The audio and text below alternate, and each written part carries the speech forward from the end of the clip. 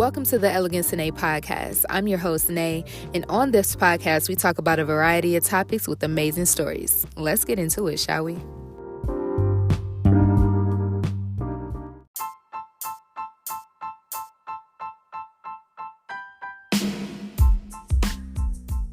Hey guys, before we begin the show, we just want to give a quick shout out to TC's Art Gallery. That is T as in Tom, C as in Cat, S as in Sam, Art Gallery. They do amazing social media advertisement, logo design, website design, and they even help with social media management.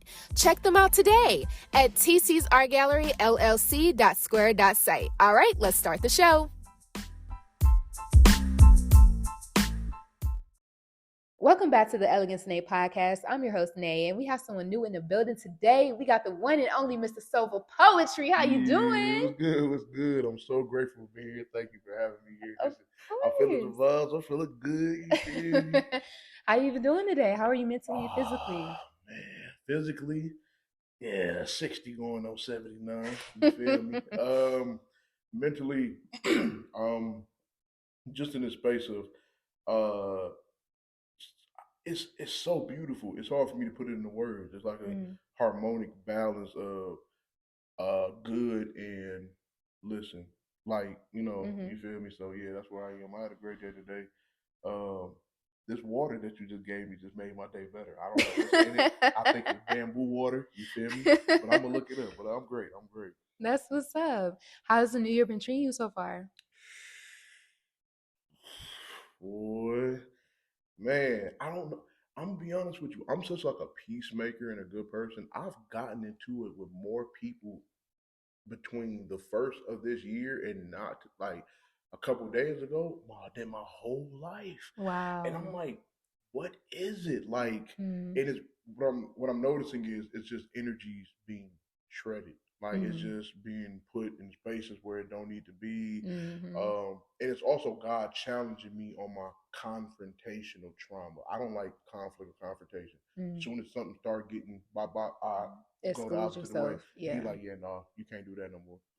If it's gonna be uncomfortable, you just gonna have to sit and you face feel me? it. So yeah, that's but other than outside of that, beautiful opportunities. I'm talking about like announcing the tour, announcing shows, being able to perform and work with nonprofits. Like I work with a nonprofit by the name of Dream Tech, which allows me to work in the school systems, teaching kids not only poetry but job exploration. I'm extremely grateful for that. So that's dope. yeah, That's starting really off dope. a great year. That sounds amazing. So let's start from the beginning. So are you born and raised from Detroit? Ooh, born and raised Highland Park, Michigan. Okay. Yeah, John R. State Fair, like right where down the street from the State Fairgrounds, right where that big church is at on State Fair and John R. That same street. Okay. Coventry Street, Highland Park. I moved 22 different times in my life. Oh, wow. I'm from a little bit everywhere. So if you listen to this and my voice sound familiar, I ain't seen you since that year in school. I don't know what school it was, but I hope you're doing well. But right. Yeah, so I spent most of my time in Rochester, Michigan. Like, I touched elementary, middle, and high in Rochester, but I was like in and out the whole time. So, when it comes to Detroit, I was back and forth in Detroit. Like, Pop lived here, mother lived here, type situation. So, I claim to be from Detroit and Highland Park.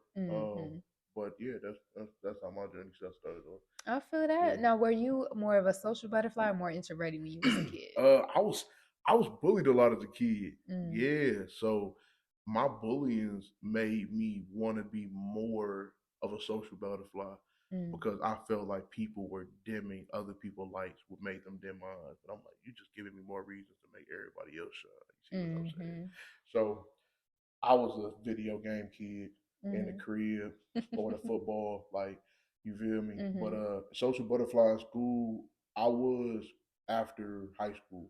When high school hit and I started rapping, that's when it started, blah, blah, blah. But before that, I was moving so much, it was hard for me to connect with people because the narrative was, oh, when Earl get here, he just gonna move, and you see what I'm saying, in like a year or a semester or so. So yeah, most definitely. I was a social introvert. I was an introverted butterfly. Okay.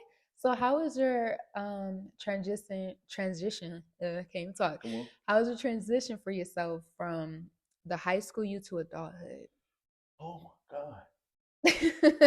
You got the answer? Cause I'm I'm still trying to hear that shit all the time, man. Hey. It was very challenging. Like, I graduated. I was supposed to graduate 2015, but because I didn't go to high school my sophomore year, Mm-hmm. um, I had to graduate a year behind. So Mm. I was a super senior. You see what I'm Okay. saying? So graduating at 18 years old, I'm around everybody like y'all some kids. Y'all don't even know what it really about to get like. I'm Yeah. 18 and my back hurt. Y'all all youthful as shit, walking around drinking Gatorade and Red Bull. You feel me? Got messed up digestive system. I drink a Red Bull. No, don't get my toilet wings. All right, like that's you feel me? Like that's not what we're about to do. So that transition, I didn't hit a stage for the first time until 2019. So for 3 years, I was just floating in space. Mm. 2018 is when I went to Specs Howard. Mhm. 2017, 2016 to 17 was two of like the most traumatizing years I've had because of a relationship. Mm. So out of school, I jumped into a relationship, put a lot of stress and trauma on me while I was trying to figure out. I got kicked out of an apartment I was living in, so I was sleeping on a couch, and just it Mm. was just very challenging for me between 2016 and 2019. And Mm. 2019, I hit a stage, things started picking up, and ever since then, life has been I feel that. So, what was your major when you went to amazing. Specs Graphic Howard? design. All right. Yeah, What made you graphic get into design. that? Yeah. I am such an artsy person. I am a jack of all trades. Mm. Poetry is just the one that got my heart. You feel me? That's what I'm married to. Mm. And I've had to remind myself, like, bro, you're so good at so many other things, like making graphic design, flyers, Mm-hmm. movie posters. I learned to work with the Adobe Suite, so I Mm. did learn how to code, make Mm. video games, create websites. Mm. I learned my favorite part of my certificate was working with color theory and learning Mm. the history behind art, like Art Deco, Art Mm-hmm. Nouveau, Art Noir. Learning about what was that German creator? I forgot what it. Andy Warhol. Learning Mm. about Andy Warhol. You Mm-hmm. feel me? Like learning about stuff like that. The theology of it was what helped me. You feel me? Yeah. So yeah, that's what that's graphic design was my major. So you mentioned you're married to poetry. Let's elaborate on that. So, what got you inspired? Or what started that poetry essence for you? Poetic ethics is usually how I say Um, so like when it started becoming a career and I started becoming like a professional performing poet, or just poetry in it, just in general. general. First poem I ever wrote was for a girl in third grade. Woke up at 7 o'clock in the morning. My school was across the street from my door. It was literally like 5 steps away from my door. Got up early. I sat by the door. The door for the school wasn't unlocked yet. I sat and waited for him to unlock the door for us to walk in. Then I sat again by the classroom door waiting for her to get there. Mm. She got there, and I remember the poem said, "Roses are red, violets are blue. I know you don't know me, but I really like you." And Aw. she read it, and she was just like, "Oh wow." And then she handed it back to me like, "Yeah, I don't need Aw. She was like, it." well, No, it's all right, because I knocked her apple juice over. Like, yeah, I'm like, wow. yeah, huh? Yep. I hope your blanket get crumpled up and you can't even get it over your feet. Like, no, I was petty. I was petty. I was like, yeah, no, you just broke my heart. But in that moment, I'm like, yo, this is what poetry is. Because I went home and I told my mother I like the girl. Mm-hmm. And I don't know how to tell her. She said, write her a poem. I'm like, what's a poem?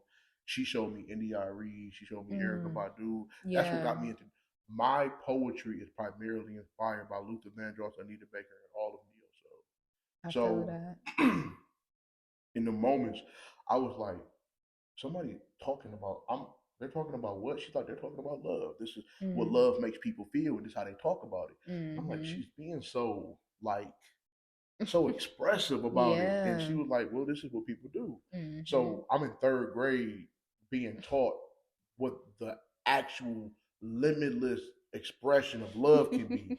And I'm like, yeah, all right, so I'm about to be a lover boy for the rest of my life. You feel me? So pretty much that's at what I that am. You feel me? Like, point. yeah. So that's how I started poetry was for me. That's what's up. So, what have you seen in yourself, like, far as growth over time within your poetry? Ah, you trying to make me cry? Not gonna work. Oh man. So I realized the power God bless my voice with. When I speak, people listen, but that's only because God is speaking through me when I speak. Mm. My poetry, I describe my poetry as a transcribe of the original language, the Bible. Mm. So a lot of times when I say things and it feels so curated to the actual comfortability of life is because I'm speaking to what you feel. Mm. I'm relatable because when I say soulful, the reason why my name is soulful anyway is because SOL in Latin means light. It's full of light. So I felt like that's what I was, and I felt like my lifeful being is very poetic. So soulful poetry. So in the essence, I speak to the light in people. So even when people are dark, I help wake that light up in them just to shine more because you have to be comfortable with the balance. So over the years, I have learned that my poetry really is the essence of love and humility. And what helps me if I feel like my poetry is the essence of humility and love, there are pockets that can be put into. If this is black women, I can pour my poetry of essence of love and light into this cup. Mm. It's always gonna be a cup. When it get empty, it just be filled up again. Mm. But you can see this cup is empty, but there's literally still remnants of the water still in there. Mm. So I consider the water my poetry, and I consider the cup my purpose. And my purpose is documenting and protecting the humility of black women and allowing men to feel human through accepting their flowers. That's my purpose. My poetry fulfills those purposes. So that's what I've learned about my poetry going over That's dope. I remember sitting in on listening to your poetry when I first sat in on a session of a night that you were at, and I was just like, "Yo, poetic ethics." That was the first thing that came to mind, and ever since I said that, it was just like, "Nah, I can't lose sight of that," because I was like, "Nah, I got to keep up with this." Especially when you dropped a sneak peek of one of your tracks, and I was just like, "Nah, That's I yeah, gotta I get remember close to that," that. because I'm Yeah. like, "Nah."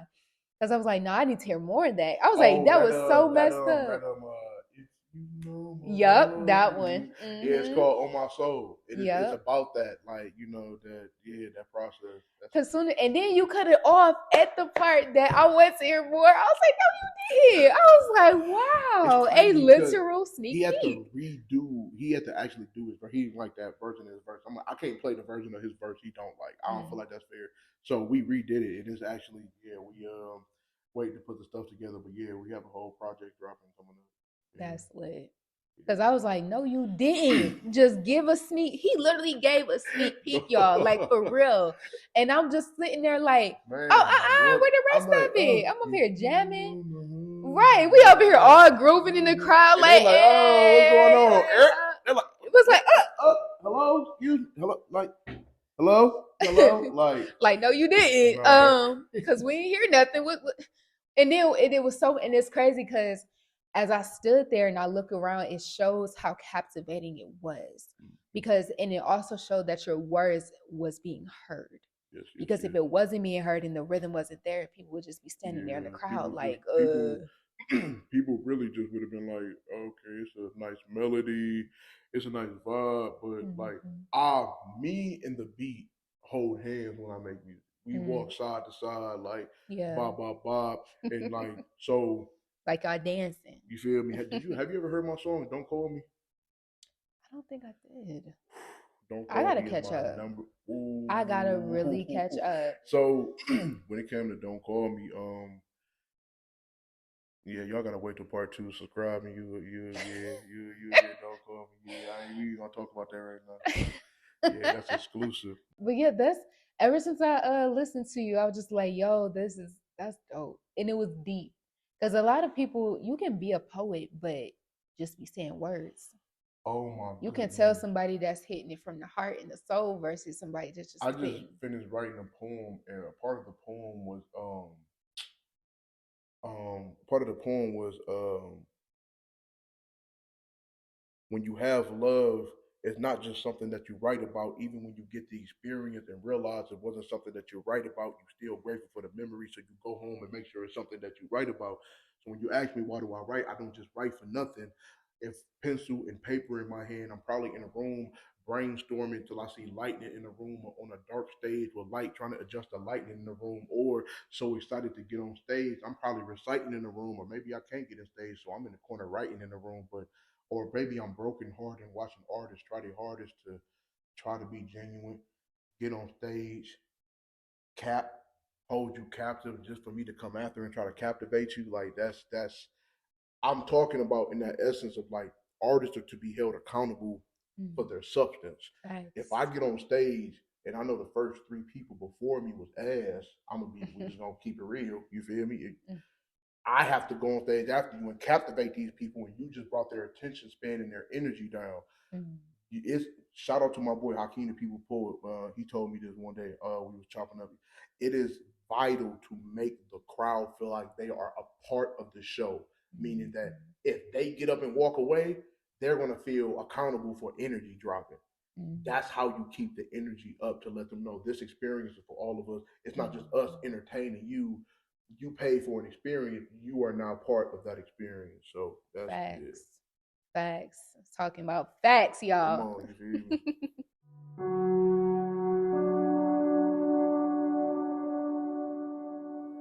Hey guys, it's shout out break time. We want to give our love and support to the one and only Solfull Poetry with this company called Love Related. It's a company that specializes in poetry and music related events to help offer artists a safe place to prevail and be transparent in their art. He also have a tour coming called the Rose Tour that's dedicated to his brother that passed away a couple years ago. If you would love to find out more, check him out on Instagram at Solfull Poetry. That is SOLFULLPOETRY. All right, back to the show.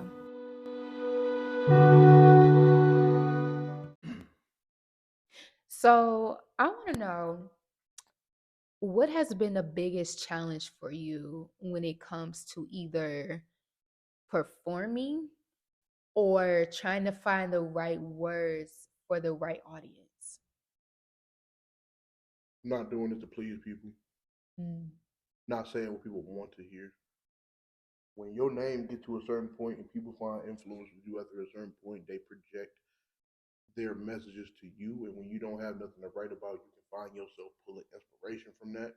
But if you start noticing, it was just I was at some point because of the whole bullying factor and stuff. When it came to my artistry, when I didn't get reactions, I started feeling like I became a people pleaser. So where I would write about things, or I would do heavy punching poems, or all of these colorful poems just so I can get reactions. So then once I pulled away from it and I started writing from the substance of my humility, then people was like, "Oh, you a whole different breed." Not just you feel me. So performing, it was being comfortable with being seen. I am in the middle of a stage and y'all are looking at me. I can't picture y'all naked right now because some of y'all, I don't know. Your grandma right here, I ain't trying to picture her naked because I'm nervous. That's just, the Lord forgive me. I You just, like, you hey, feel me? yo, Like, wait a second. I ain't, hey, now Tyler Perry, hold on now. You feel me? So it was that. Finding the right words to say always, I always gave up my ability to speak to God. So even when I got on stage and I freestyled, it was always you could never tell I was freestyling unless you knew me. Because there's like certain trigger words that I say while I'm freestyling where people who know me will be like, okay, nah, he's freestyling because he just said that. Yeah. But other than that, if you've never seen me perform before, you're not going to know I'm freestyling. Yeah. So once I started meditating and allowed that landline of my brain to God to open up, whenever I talk, I know what to say. Yeah. Because anything I say is intentional. You see what I'm saying? So yeah, that those two of the biggest challenges was making sure that I'm comfortable with being seen and making sure that when I'm seen, I don't get too boastful or egotistic. Yeah. I feel you on that. What is one of your favorite poems? The expression on his face, Oh y'all. my God. It's like her asking that was crazy. Like, I hear this. Like, I feel like I got stuck in time for a second. Or what is, if you can recall, what is from one of your biggest performances, what was that poem that you can recite? It would have to either be Flowers for Him, which I wrote about my brother who was murdered a couple years ago, Sorry to hear that. or it could be Letter to a Fat Kid. Yeah, Letter to a Fat Kid was the first poem that I recited, and people were in. When I say bawling their eyes out, Yeah. like I wrote it in 30 minutes and I memorized it in an hour. Wow. And it's, the very first line of the poem is, I was born with a cheeseburger on my right hand and a large fry on my left. I recently discovered about 300,000 full stomach die to obesity every year, but corporate does not care because they got another special patty or special sauce they want you to try before you realize you sandwiched between death and diabetes. After I said that, they were gone. I got them now. Like you're in it now. You're in the experience now. So, and that poem goes on for a whole another 2.5 minutes. So it's like, I was gonna say the rest because you had me. I was like, I'll finish. It's not over. When I was young, there was this saying that it's not over until the fat lady sings. But I always wondered if her singing was a cry for help. But we so focused on the weight loss, she's left to orchestrate the weight loss by herself. Her voice becomes muffled as her tears attempt high notes only pain has the range for. When I was a kid, I thought being fat was an accomplishment. The constant comments about football or the offering of somebody's seconds made me feel special until it made me out of breath. Eventually, I couldn't do or try anything without hearing, boy, you know you're too damn big for that, or you need to slow down. Yet, you keep calling me downstairs to eat shit to make the shark in my stomach seasick. In almost every grade, I was bullied. High school learned a new one. It was passive aggressive messages sent at random moments, like some random white kid offering me $5 to eat a piece of cake, or coach saying, "Earl, you look uncomfortable. Do you need to take a break?" But all I wanted to do was show my smile and my eyes. Yet they saw my arms, my stomach, and my legs and said, "Boy, your body is much wider than your smile could ever be." Yeah. Hey. So it's like in the moments I realized, like, I've never wrote a fat poem. I've never wrote a poem about being big. I've been 200 plus pounds since I was 10 years old. My whole life has just been big, take up a lot of space, noticeable. You feel me? And it wasn't until I discovered my voice where it's like, whoa, like no matter, don't call me big. If you're gonna call me big, make sure you put dog on. So big boy. is you feel big dog. So to answer your first question you asked me, my favorite poem of all time is the I and I don't remember it verbatim by word, but in terms one of the first poems I heard that inspired me to do anything was the poem that Maya Angelou read at that award show.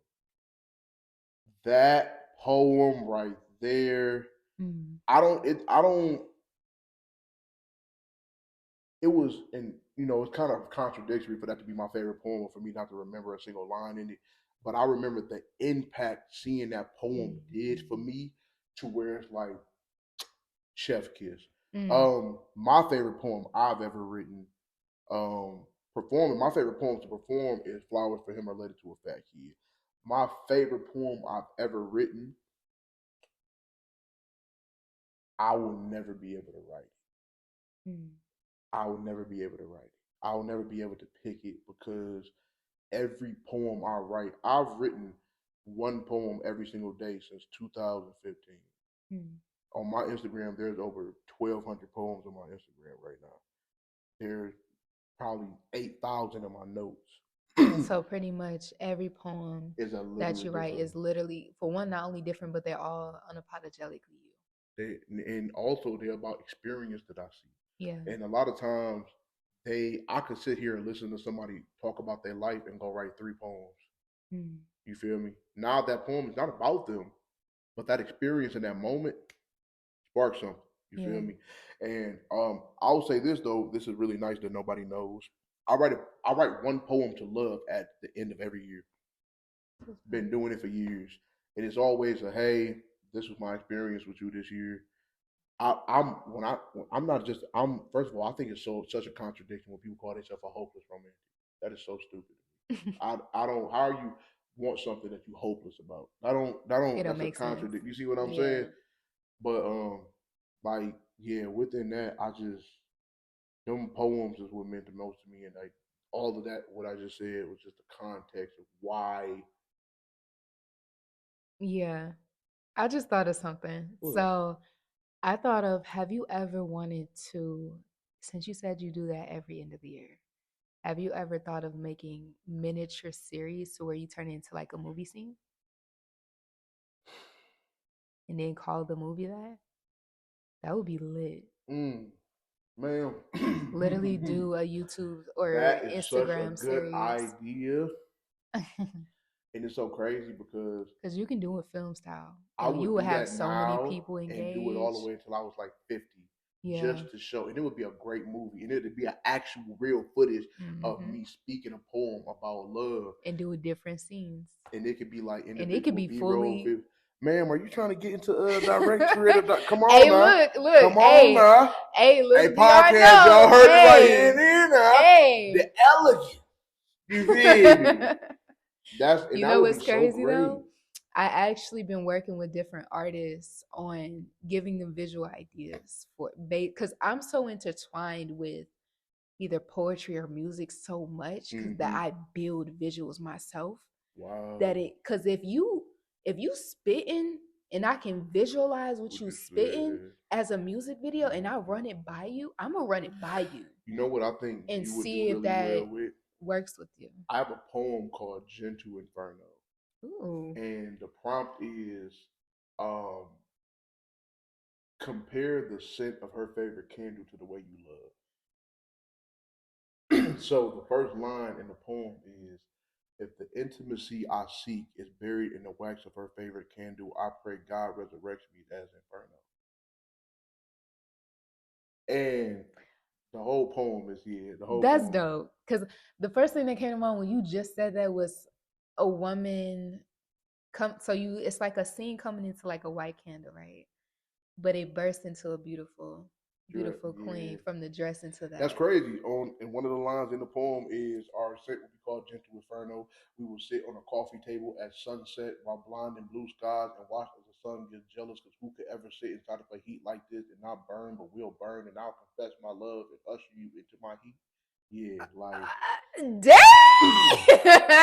Come through with the heat. you feel me? But I feel that. That's That's I lit. love in ways that it has hurt me and birthed me in so many ways I can never stop loving it.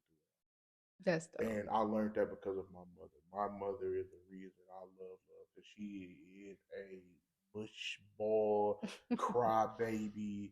Like she showed me all of the lovey dovey music. The first album that taught me about love was India Arie's album with the white that more Mm-hmm. that one shot to your hunger. Oh, hold on, we ain't get no hold on, We ain't doing scratch that. that, hold on, scratch that. But yeah, like those things, that's what got me into it, man. But I Yeah. would do that. I did that partially when I put out my first book, True Love from Me. Mm-hmm. When I put that out in 2020, um, that was with the basis of capturing those notes of love was, Yeah. and there's 70 poems in that book. Oh, So my next one is gonna have more, and the name of that book is called "The Morning You Came Across My Pen." So that's dope. yeah, yeah, But I yeah. definitely feel like if Oh yeah, exclusive. that Yeah. creation though, yeah, that, okay. But I feel like that creation that came to mind, what I just said with that, that would be really dope for you. I feel like that would really be dope. Seeing either a nice dope series on your social media of that film style, hmm it's like giving a sneak peek into you, Oh, into when it your comes to heart every cinematography, I'm very big on bro. film or like 8 millimeter style or like Yes. vintage That's what made me think about VHS. Like that. Cause I'm yeah, like, that would be really dope to have different scenes and make it seem like Valentine's Day is every day. I would love to get elegant. I would love to get you and everything you represent with your business a part of my series called For She Is. Oh, that's dope. Like, cause I do a show, I do an all black women show every year called For She Is Poetry. Okay. And before that, I do a documentary before that where I interview black women, and the name of it's called For She Is dot dot dot dot dot. Because I'm getting you the chance to explain the intention behind For She Is to allow black women to control the narrative of their humility. So you tell me the story. I ask you the questions. You tell me the stories. Okay. And when we did it last year, it was so beautiful seeing black women be that vulnerable in a space with other black women they did not know. Oh, And yeah. I'm they very all open bawled their now. eyes out. There was one thing that I asked of them in that interview that I always bring up when I have any type of solo one-on-one conversation with black women like this is I told them, leave a voice message for the version of yourself that's getting ready to deal with what you just got done healing through. Ooh, And that's every deep right single there. time they lost it, man. And, some, they everybody got emotional, some got more emotional. But my goal is to pull that out of you. Like, stop holding that in. Like, it's we gotta let it okay. go. Yeah. Because if we've healed truly, it wouldn't be within us.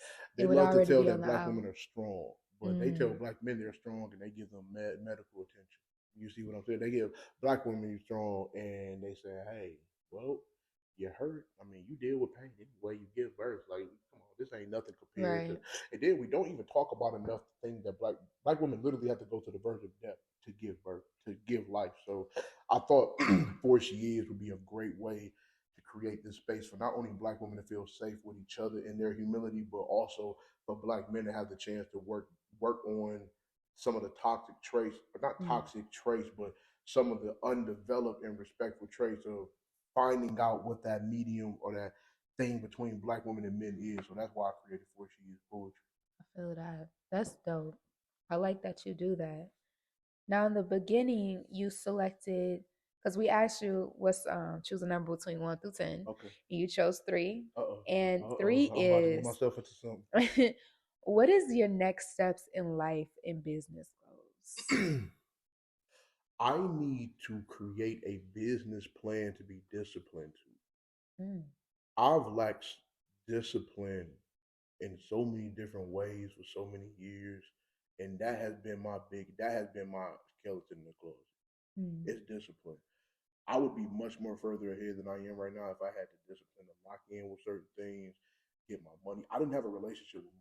I just because it's a materialistic all I knew was that you need money to pay bills. That's it. I was saving things, investing in certain things, putting something away right now so you don't look at it for the 5-10 years. I'm like, I gotta wait 5 years to see $1 turn into what? 50? You telling me to drop $100? I got this, and this due right now. You telling me to drop $100 for 5 years later, and why would I do that? That's wasting $100 I need right now. Yeah. I had to create. So the next step for me is developing more business plans to be disciplined to, and then figuring out efficiency to when I meet hurdles that's going to test my discipline to get that last stamina I need to get over that hurdle for it. That's what's up. And I also feel like it's all based off of God's timing too.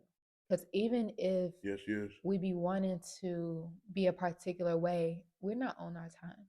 We're on borrowed time. Yeah, come on now. So we gotta really time is remember a figment that of the too. imagination on top of that. Absolutely. So it's like, don't stress, but also, though I've told myself that, the moment I lost my brother, it let me know that time does not wait for no man. Absolutely. But time only don't waste for no man because it walks hand in hand with us. You can't wait for something you right next to.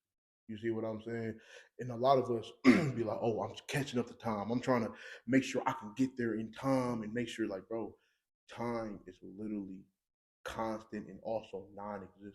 Yeah. What it means, stop thinking about it. You feel me? Do and put your best effort forward and hold yourself accountable. Yeah. Accountability is the key to time. Like that's you learn these things and putting these things in places. So this business plan, this discipline, that's major for me. Facts. I feel that. Also in the beginning, we had to choose out the fishbowl and you chose mentorship. So how you almost made me drop this mic. You almost made Nae. I put it on everything I love. Nae, and I knew this was gonna be. I knew something was gonna happen because as soon as the interview started, the timing on the iPad when I looked was my angel number, 111. Really? That's So, dope. oh wow, my heart. Okay, here we go. I just started a poetry collective called the Michigan Poetry Culture, and it has 50 poets inside of it. That's dope. Half of them I mentor. Mm, So, and I have more core mentorship. I have a mentee that's 15 years old. She in Chicago. Her name is Miracle. She's an amazing person. I mentor my best friend. My name is Peter Poet. mm, Uh, she's amazing. Just started mentoring another poet by the name of mm, Shay Marchionnet. She is amazing. mm, Um, any poet that taps in with me, or anybody in general mm, that taps in with me about life or the way I move or the way I carry myself, and they say, I want to develop what that looks like for me and my own personality, mm. I do not hesitate to help them. But I do let them know I will not waste my time. You Facts. see what I'm saying? That's Because I take my man. art serious. I take this Exactly. business serious. I'm still got a lot to grow. I just Yeah. told you about stuff I'm still growing with. Yeah. So if there is no compliment to, oh, okay, you want to learn, you want to. When I leave here, I'm going to pick up one of my mentors, right, my mentees right now, so we Mm. can pop to a show so they can get practice in tonight. You see what I'm That's saying? dope.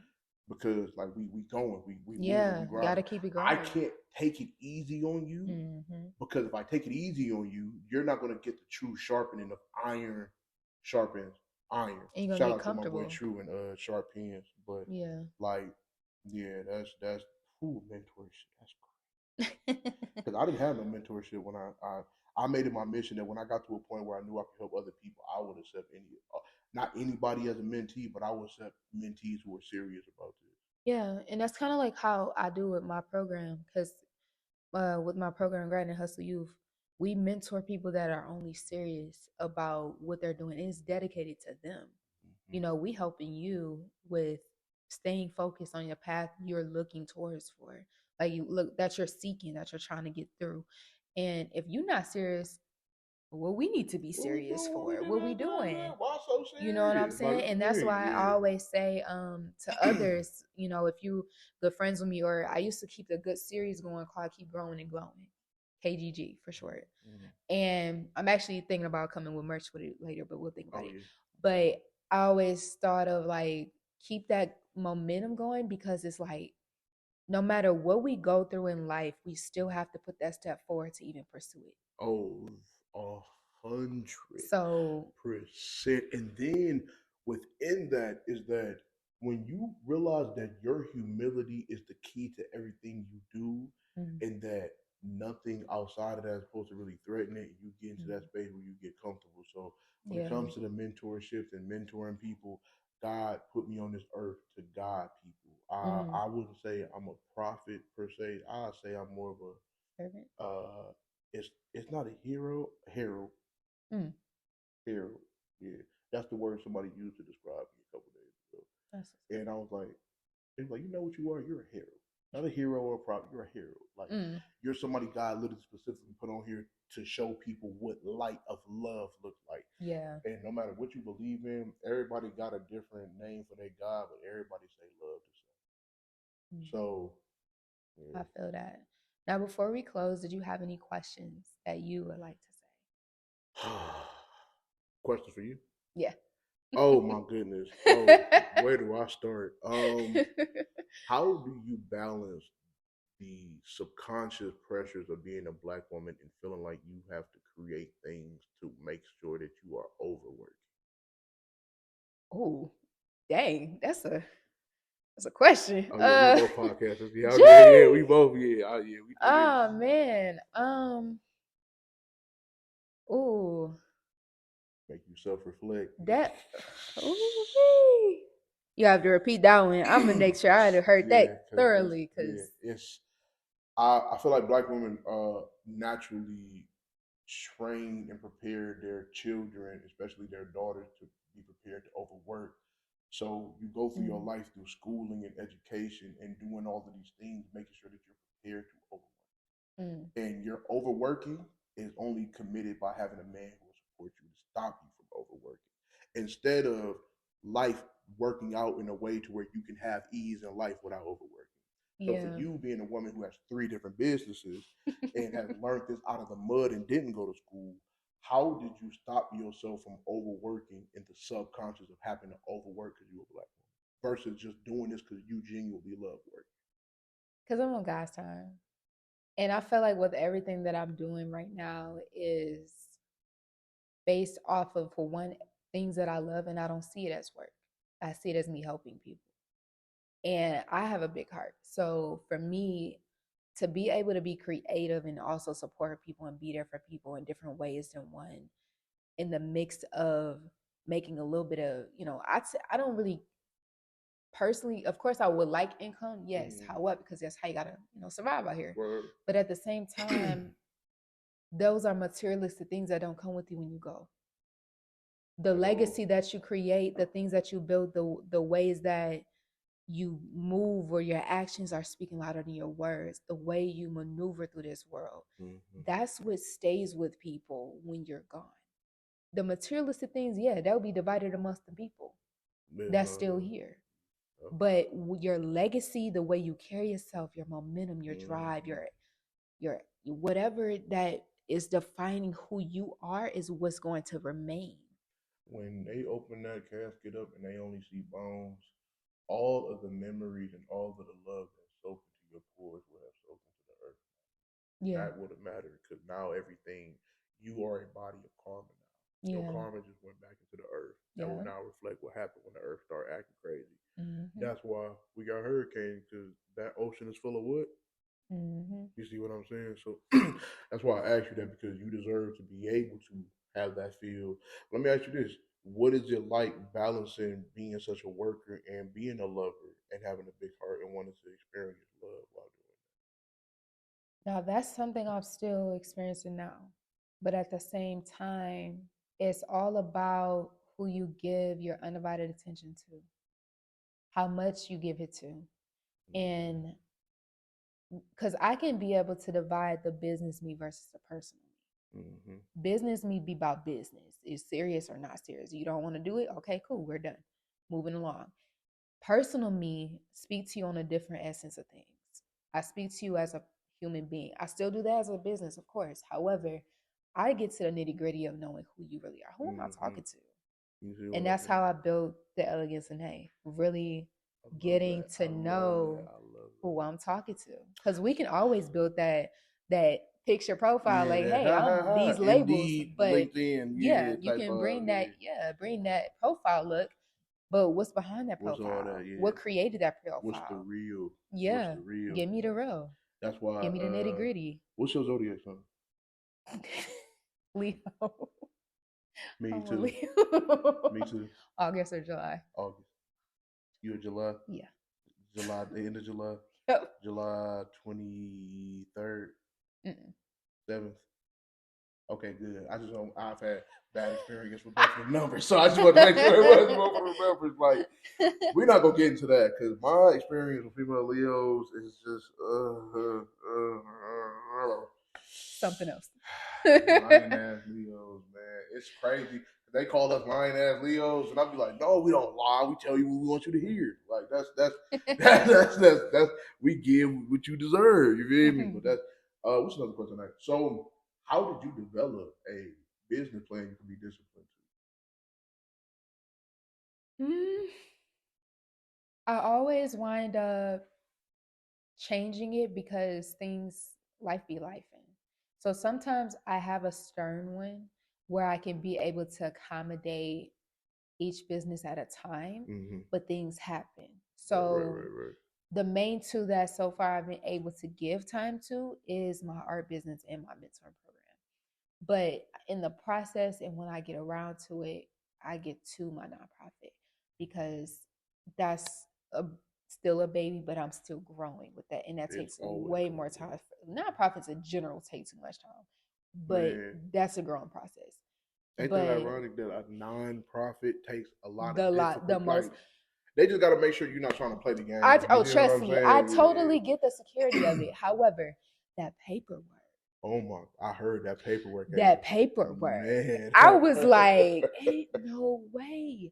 But the dope thing about it, me learning through that process, is also me being able to teach others in my mentoring program as well. Because I teach the entrepreneur class out of my courses, out of my programs. So I teach the LLC side, and me learning from the nonprofit side, I'm able to teach that amongst those as well. So to be able to get best of both worlds of whatever side you're trying to go through. So if I'm learning, and then I'll be able to teach once I finalize my knowledge on it. Let me ask you this. One last question. Because I see you flowing with them. Part 2 gonna be so part fun. 2 about to be crazy. That's gonna be like an hour. I ain't gonna hold you. How do you balance the personal version of yourself versus the business version of yourself? Because I've only interacted with the business version of you. When I seen you out, you were supporting somebody, but you approached me on some business type time. When I seen you the second time, it was on some business type time. When I'm seeing you now, you're a businesswoman. So what is the personal side of you like, and how do you implement that into when you handle it? So technically, you still get a piece of the personal side of me because I still interact in a way of me communicating regularly, Humility, very much being able to be open instead of strictly business. So I still talk to you like you're human. I still talk to you like I am somebody compared to, oh, this is my title, this is my legacy. Let's get into it. No, I ain't like that all the time. Right. So you're still going to get the personal aspect and dynamic of who I am, but you also get, depending on how comfortable I am with you as well. I was about to say, like, are you the loud It depends type? on my Are you comfortability. yes? What we doing? So Like, what we I'm doing? more The of, shit talker? Are you the shit talker? No, You I'm more okay. of I'm a chill, laid back person. If people haven't noticed already, you are a true Leo. You are that's what we do. You are a true Leo. You don't seem nonchalant though. Like you don't seem nonchalant. Like you seem like you if you were a mother, if they was acting up, you give them that look.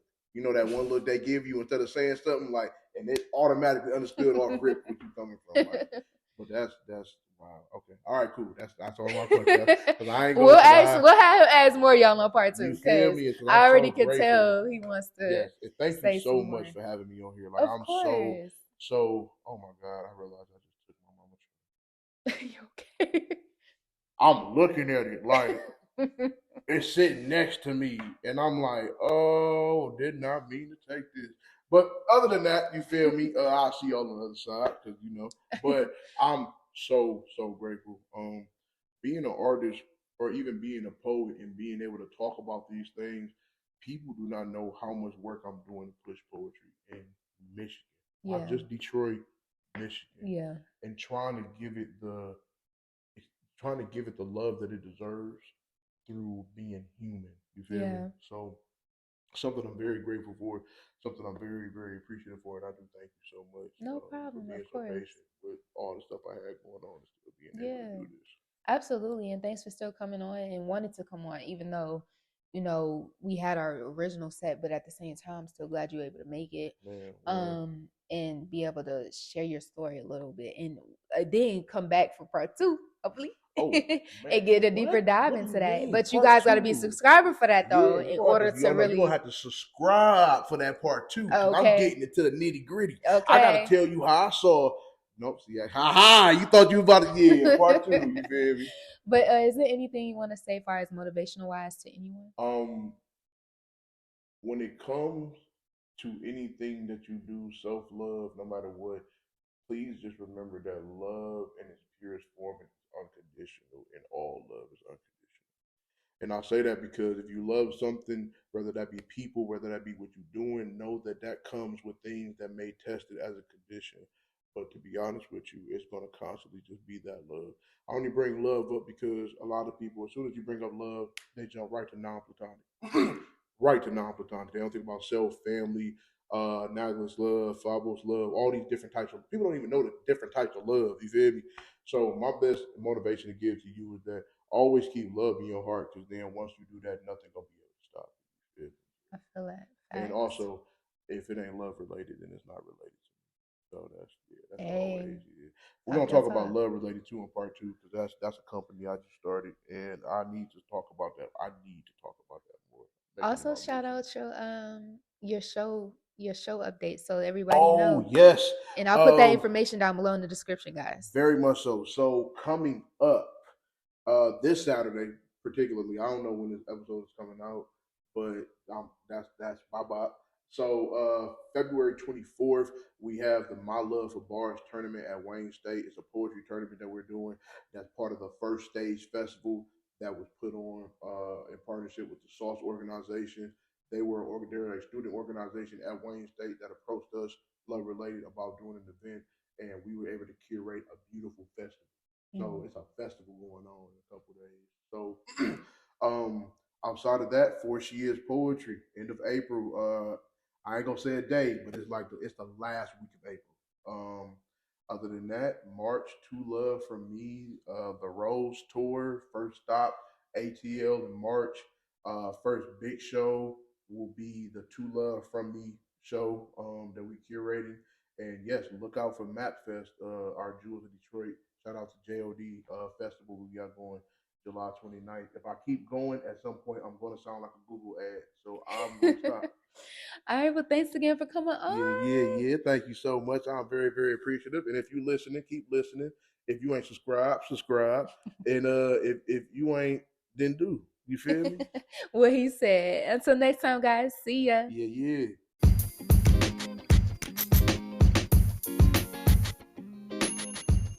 It's a wrap. It was great seeing you. We're so happy you joined us for this episode. Can't wait to see you next time. Make sure to like, share, and subscribe. And check out our information down below in the description. See you till next time. Bye.